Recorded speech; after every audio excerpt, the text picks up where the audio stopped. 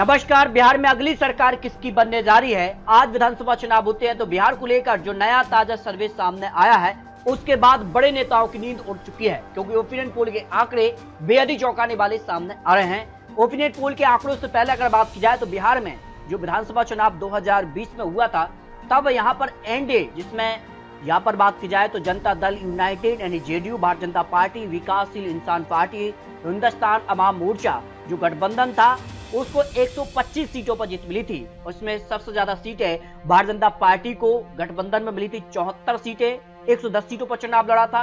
JDU को यहाँ पर 115 सीटों पर चुनाव लड़कर 43 सीट ही मिली थी, जबकि विकासशील इंसान पार्टी को 4 सीटें और हिंदुस्तान अवाम मोर्चा को 4 सीटें मिली थी।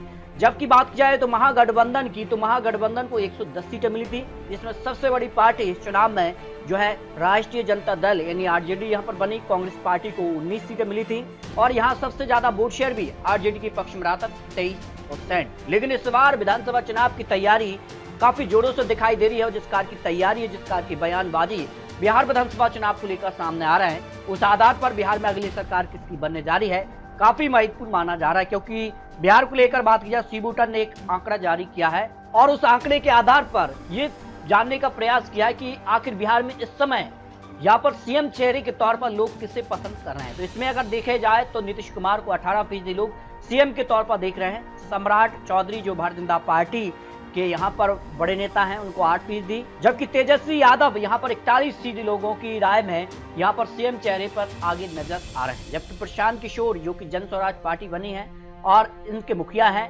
और इनको लेकर 15% लोग इनको भी सीएम के तौर पर देखना चाह रहे हैं। तो ओपिनियन पोल के आधार पर अगली सरकार किसकी बन सकती है, क्योंकि आंकड़े बेहद ही चौंकाने वाले बिहार को लेकर सामने आ रहे हैं। तो शुरुआत करते हैं। रैया से 6 विधानसभा सीटों में भारतीय जनता पार्टी एनडीए गठबंधन को 2 सीट, जबकि कांग्रेस इंडिया गठबंधन को 4 सीटें और अन्य के पक्ष में 0 सीट की संभावना सामने आ रही है। अन्य की अगर बात की तो अन्य में प्रशांत किशोर, अजहरुद्दीन ओवैसी की पार्टी और अन्य क्षेत्रीय पार्टी आ जाती है। इंडिया गठबंधन में कांग्रेस आरजेडी की गठबंधन है, जबकि एनडीए में जेडीयू और भारतीय जनता पार्टी और यहाँ पर एलजेपी अन्य पार्टी आ जाती है। लेकिन कौन कितनी सीटों पर चुनाव लड़ेगा वो काफी महत्वपूर्ण है।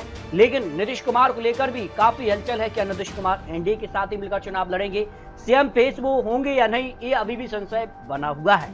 अगर बात की जाए तो यहाँ पर अरवल की 2 विधानसभा सीटों में से 1 सीट पर एनडीए और 1 सीट पर कांग्रेस आरजेडी गठबंधन के पक्ष में 1 सीट जाने की संभावना ओपिनियन पोल सामने आ रहा है। बात कर लेते हैं यहाँ पर जो है बांका की 5 विधानसभा सीटों में से भारतीय जनता पार्टी एनडीए को 2 सीटें, कांग्रेस गठबंधन को 3 सीटें और अन्य के पक्ष में 0 विधानसभा सीट की संभावना ओपिनियन पोल को लेकर सामने आ रही है। बात कर लेते हैं औरंगाबाद की 6 विधानसभा सीटों में तो भारतीय जनता पार्टी एनडीए को 2 सीटें, कांग्रेस आरजेडी गठबंधन के पक्ष में 4 विधानसभा सीटों पर जीत की संभावना विधानसभा चुनाव को लेकर सामने आ रही है। बेगूसराय की 7 विधानसभा सीटों का जो ओपिनियन पोल सामने आ रहा है उसमें भारतीय जनता पार्टी एनडीए गठबंधन को 3 सीटें, जबकि कांग्रेस आरजेडी गठबंधन को 4 विधानसभा सीटों पर जीत की संभावना सामने आ रही है। अब तक बिहार की 26 विधानसभा सीटों का जो ओपिनियन पोल है उसमें एनडीए को 10 सीटें, जबकि इंडिया गठबंधन के पक्ष में 16 सीट है और अन्य के पक्ष में 0 सीट की संभावना ओपिनियन पोल में सामने आ रही है, क्योंकि काफी महत्वपूर्ण है और यहाँ पर नीतीश कुमार को लेकर काफी हलचल इस समय बिहार में नजर आ रही है। और अगर बात की जाए भागलपुर की 7 विधानसभा सीटों में से भारतीय जनता पार्टी एनडीए को 3 सीटें,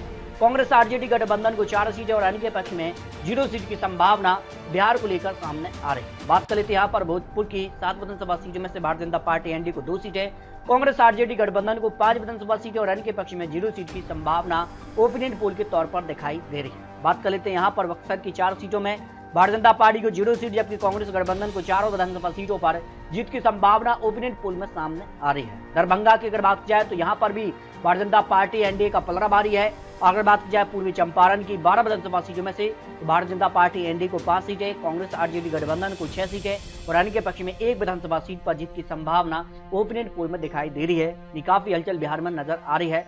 62 सीटों का ओपिनियन पोल अब तक सामने आ रहा है। एनडीए को लेकर बात की जाए तो 23 सीटें, इंडिया गठबंधन को 38 सीटें और अन्य के पक्ष में 1 विधानसभा सीट पर जीत की संभावना सामने आ रही है। और अगर नीतीश कुमार को सीएम फेस है यहाँ पर चुनाव से पहले अनाउंसमेंट होता है तो फिर क्या तस्वीर बनेगी उसकी भी बात करेंगे। लेकिन बात कर लेते हैं यहाँ पर बिहार को लेकर गया कि 10 सीटों पर तो भारतीय जनता पार्टी एनडीए को 5 सीटें, कांग्रेस आरजेडी गठबंधन के पक्ष में भी 5 सीटों पर यानी कड़ी टक्कर यहाँ पर दिखाई दे रही है। गोपालगंज की बात की जाए तो 6 विधानसभा सीटों में से भारतीय जनता पार्टी को 3 सीटें, 3 सीटों पर ही कांग्रेस आरजेडी गठबंधन की जीत की संभावना ओपिनियन पोल में दिखाई दे रही है। बात कर लेते हैं यहाँ पर जमुई की 4 सीटों में भारतीय जनता पार्टी को 1 सीट, जबकि कांग्रेस आरजेडी गठबंधन के पक्ष में 3 विधानसभा सीटों पर जीत की संभावना ओपिनियन पोल में सामने आ रही है। बात करते हैं यहाँ पर जहानाबाद की 5 विधानसभा सीटों में से, तो भारतीय जनता पार्टी एनडीए को 2 सीटें, कांग्रेस आरजेडी गठबंधन के पक्ष में 3 विधानसभा सीटों पर जीत की संभावना ओपिनियन पोल में दिखाई दे रही है।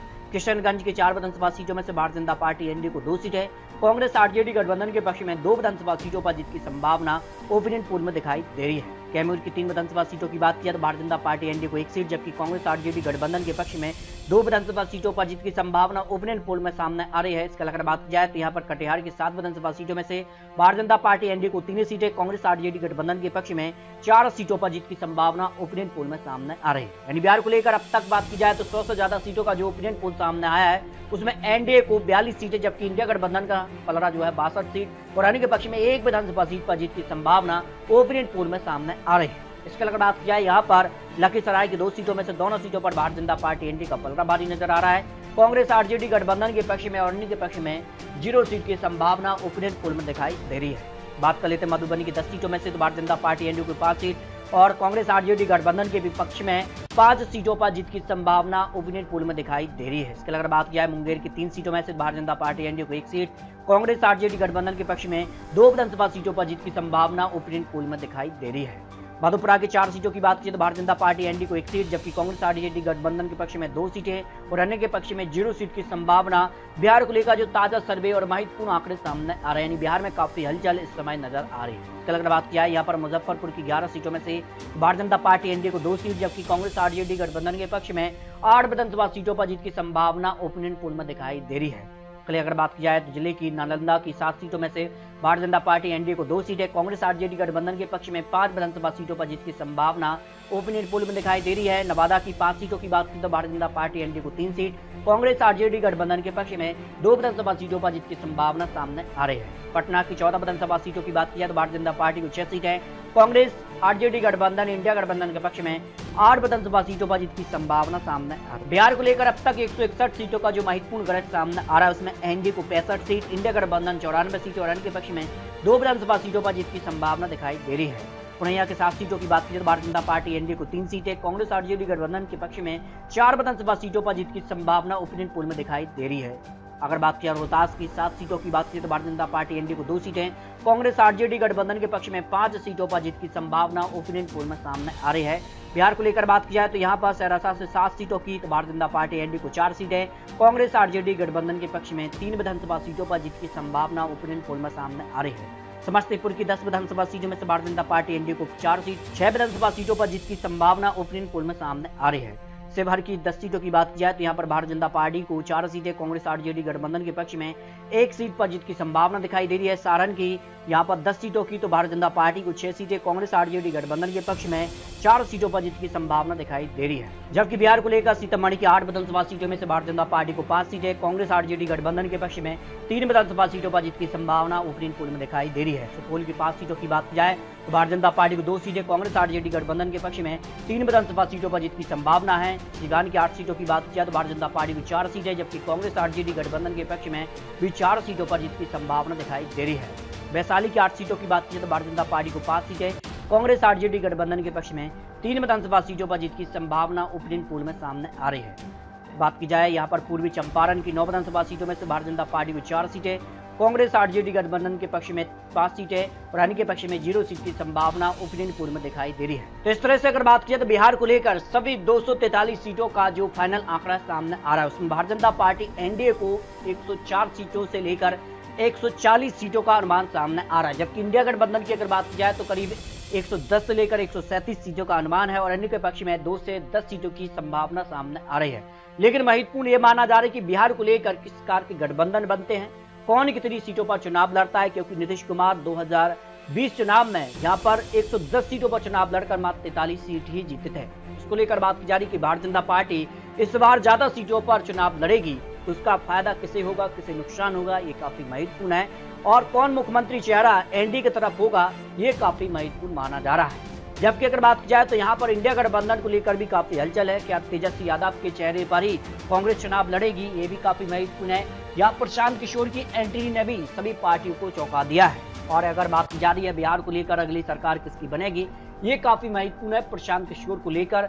और जिस तरह की खबरें हैं तो माना जा रहा है कि इंडिया गठबंधन में भी शामिल हो सकते हैं या फिर अलग चुनाव लड़ते हैं तो किसका नुकसान करेंगे, ये काफी महत्वपूर्ण हो जाता है। फिलहाल आपको बता दें चुनावी आंकड़े, चुनावी अनुमान है। आज अगर बिहार विधानसभा चुनाव होते हैं तो काफी हलचल दिखाई दे रही है। कांटे की टक्कर एनडीए और इंडिया गठबंधन में इस समय नजर आ रही है, क्योंकि सीएम फेस को लेकर तेजस्वी यादव यहां पर आगे नजर आ रहे हैं। उसका कितना फायदा बिहार विधानसभा चुनाव में देखने को मिलेगा, ये तो आने वाला वक्त ही बताएगा। तो मिलते हैं और लेटेस्ट और महत्वपूर्ण विश्लेषण के साथ, तब तक के लिए जय हिंद, जय भारत।